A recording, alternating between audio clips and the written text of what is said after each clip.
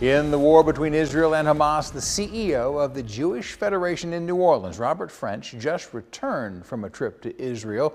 WGNO's Mallory Smith spoke with him about why it was necessary to go.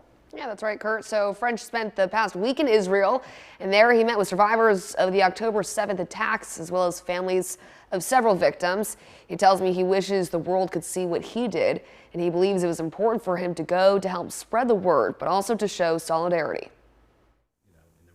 Robert French was on one of the few flights making the trip to Israel, joining the effort in supporting victims and hoping to share stories of those impacted by the war. It was really important for me to go to Israel in the last couple of days to show solidarity and to witness firsthand what happened there. It's like, again, it's a war zone there. It's like exactly like a movie in terms of seeing that. It was heartbreaking, I will tell you. It was absolutely heartbreaking. He says it's an image impossible to forget and a feeling unfamiliar from his visits before. I've gone to Israel many times, and when I landed in Tel Aviv, you could see all the empty aprons of the airplanes that normally are there from countries around the world. The airport was empty, people are frozen, they are in such shock about the horrific attacks and what happened to them.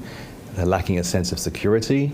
The streets of the cities are deserted. The restaurants are hardly open. There are no customers. French leads the Greater Jewish Federation of New Orleans and was one of several to fly overseas, helping those directly affected by the terrorist attacks from Hamas. I saw the bullet-riddled buildings and homes, the bloodstains all over the walls. I mean, we saw everything. I mean, it was just unbelievable.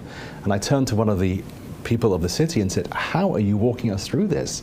How are you not falling apart?" And he said to me, "Robert, I haven't left my house in 4 weeks. This is the first time I've done that." French says he spent many of his days in Israel hugging survivors and praying for their safety. We cried with them. I mean, we hugged the survivors. I mean, to keep saying the word survivors in 2023 in Israel, I mean, what does that conjure up for Jewish people, okay? And to talk about the word pogrom, I mean, it's just so horrific to think this is happening. What we're asking for is people to understand this is Israel's fight for Israel, but also for civilization.